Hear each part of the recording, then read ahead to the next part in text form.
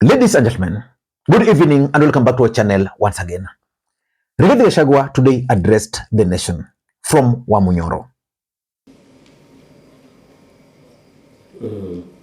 Asante sana Rashid, ni kweli siku ni leo, lakini sitatoa habari kamili, nitatoa habari kwa muktasari, ile inaitwa interim report, kwa sababu nimekuwa nikifanya mazungumzo na Wakenya hasa kutoka Mlima Kenya, lakini hapo katikati kukakuwa ya kwamba Wakenya wote kutoka kila pembe ya Jamhuri ya Kenya wangetaka kuzungumza nami, wanipe maoni yao vile wangetaka Kenya ikae, ile mabadiliko wangetaka tufanye, na nikaona ni haki niwasikize pia, na kwa hivyo ninaendelea kuwasikiza Wakenya kutoka kila pembe ya Jamhuri ya Kenya, na ndio baadaye nitatoa ile mwelekeo kamili. Lakini kwa sababu nimesikiza Wakenya sana kuanzia mwezi wa 11 hasa kutoka eneo hili la Mlima Kenya, tunataka leo tufanye ile inaitwa housekeeping. Tusungumuze mambo ile tumesungumuza hapa kama eneo la Mlima Kenya. Baadaye nitaendelea na mazungumzo na Wakenya kutoka sehemu zingine zote, alafu baadaye nitakuja kutoa ile mwelekeo ya mwisho. Lakini kwa leo niko na ile interim report, na kuna mwelekeo tutatoa kiasi fulani hasa ya watu ya Mlima Kenya na siasa yetu tukiendelea mbele, na vile tunataka hii Kenya yetu ikae, na vile tumejipanga, na yote ni maoni nimepatiwa na wananchi. Mimi sina msemo leo, yangu tu ni kueleza Wakenya vile nimeelezwa na vile nimeagizwa na wale wamekuja kushauriana na mimi, na nimekaa na maelfu ya watu. Nimefanya mikutano zaidi ya 300, nimeandikiwa mabarua, nimeandikiwa email, na kwa hivyo niko na mambo mengi ambayo nitakuwa nikiongea na Wakenya leo, ndio niwaeleze yale maneno ambayo nimeweza kuambiwa na wale wameweza kunifikia. In this video, I want us to do a critical analysis about Rigathi Gachagua's address to the nation. Because that address by Rigathi Gachagua from Wamunyoro, in my view, is significant politically speaking. For those who followed that event very closely, on TikTok alone, by the time of doing this video, it had attracted 1.1 million likes. That is huge, which means majority of Kenyans were tuned in to listen to Rigathi Gachagua. Huko nyumbani wamama wanapika kutoka saa 10 mpaka saa 11. Ndio saa 12 hasa ni kugoja.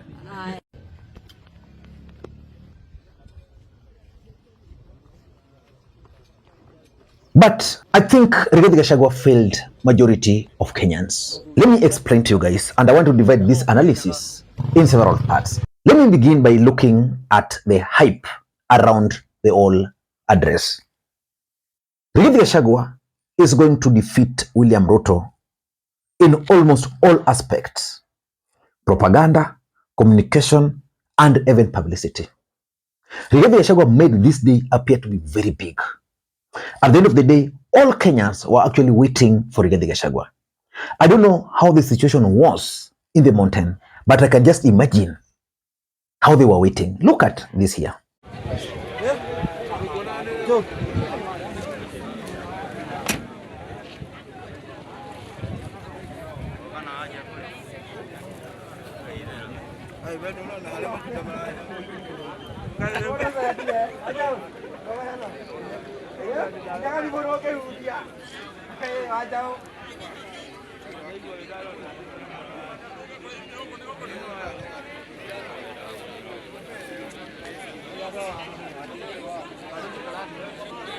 Number 2, let us look at the attendance.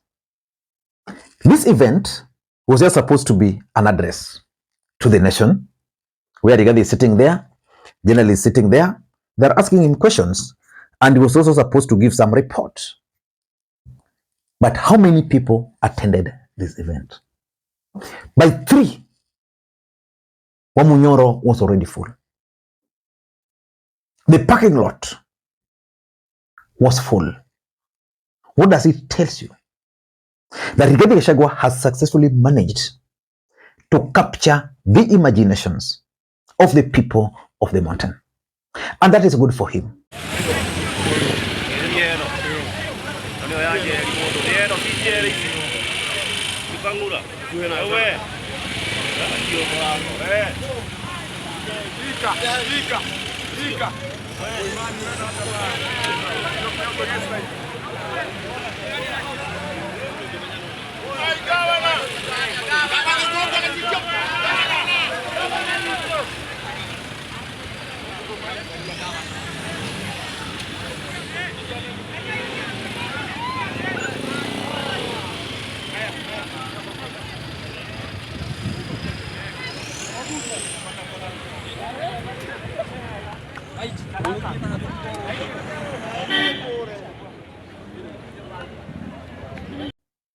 And I want to tell William Ruto that Rigathi Gachagua is not Uhuru Kenyatta.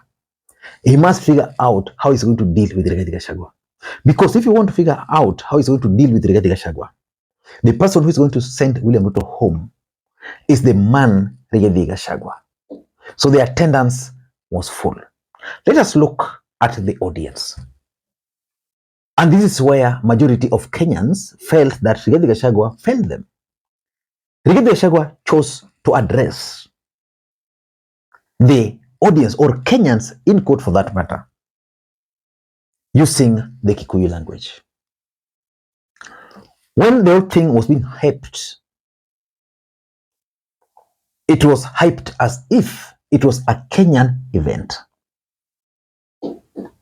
That's why even from the original poster,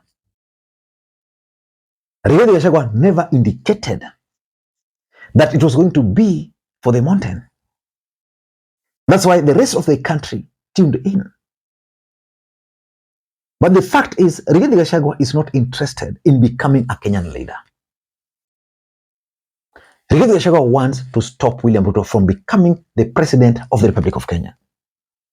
And the only way he can stop William Ruto from becoming the president of the Republic of Kenya is by consolidating the mountain and then delivering that mountain to either Matiang'i, Kalonzo, or who? Who else? Whoever can run. So I think Rigathi Gachagua's intention was for the mountain, but he never informed Kenyans that he wanted to address the mountain alone. And of course, I also understand that politics is local. He has to deal with the local politics first. But remember, Rigathi Gachagua wanted to unveil his political party.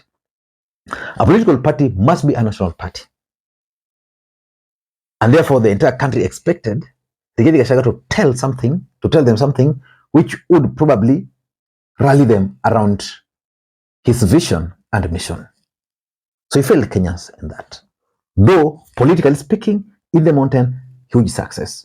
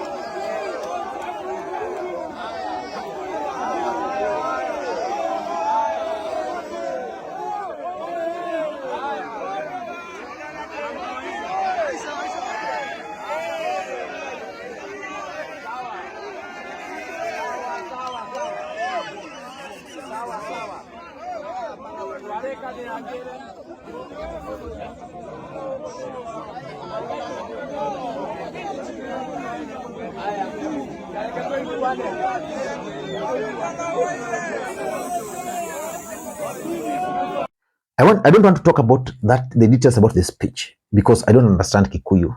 That's honesty. And he spoke in Kikuyu. So I'll get some of my friends here to try and translate to me what Rigathi Gachagua said. For example, I've gathered that he has promised those people that he's going to ensure that William Ruto is defeated.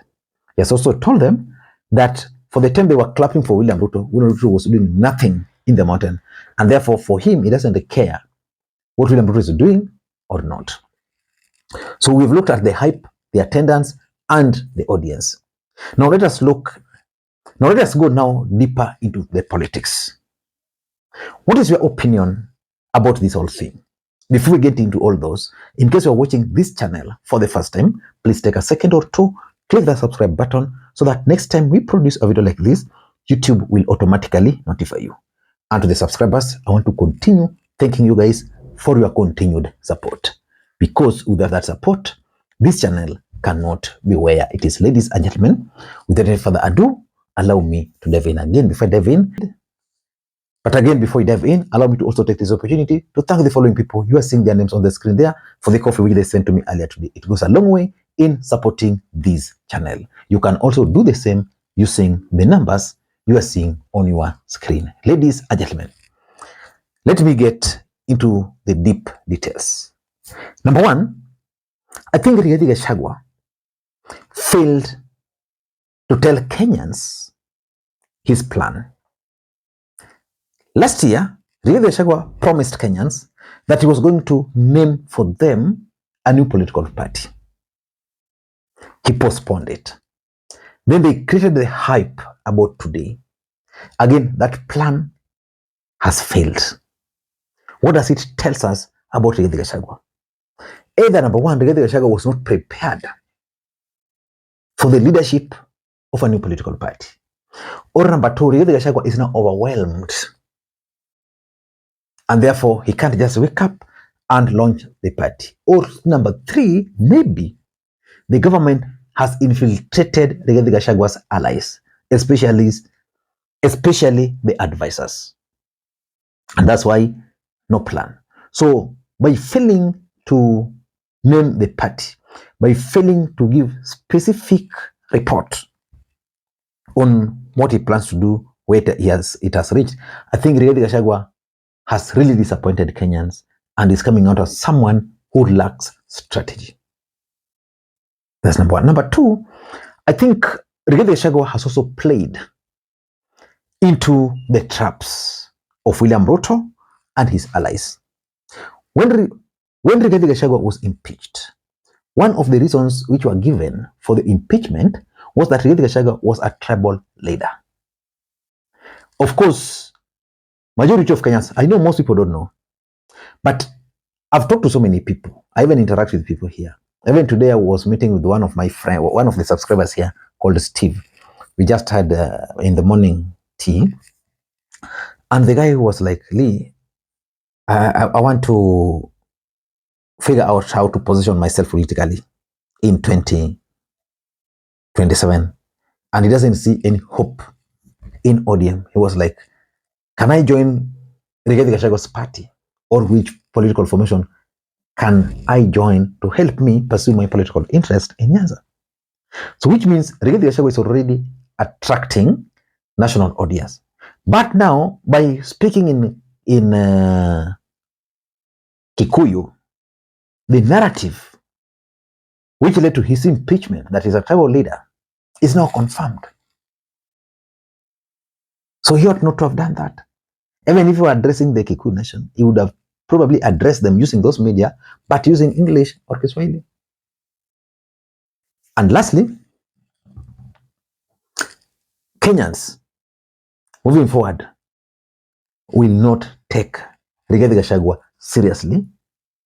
They will not tune in large numbers the way they tuned in today, expecting Rigathi Gachagua to make an announcement. They will not do that. The Kenyans, I know. Because today was that moment for Rigathi Gachagua to do that. But he failed. Ladies and gentlemen, tomorrow I'm coming with two analyses, because the other day I was not present. There is the court ruling. Today I mentioned the part of Wetangula. Tomorrow I'll do why I strongly believe Raila can easily now impeach William Ruto. Then apart from that, there is also that statement by James Orengo. And I'll also do a proper analysis about ODM meeting in Kakamega earlier today. Ladies and gentlemen, before that time, bye-bye.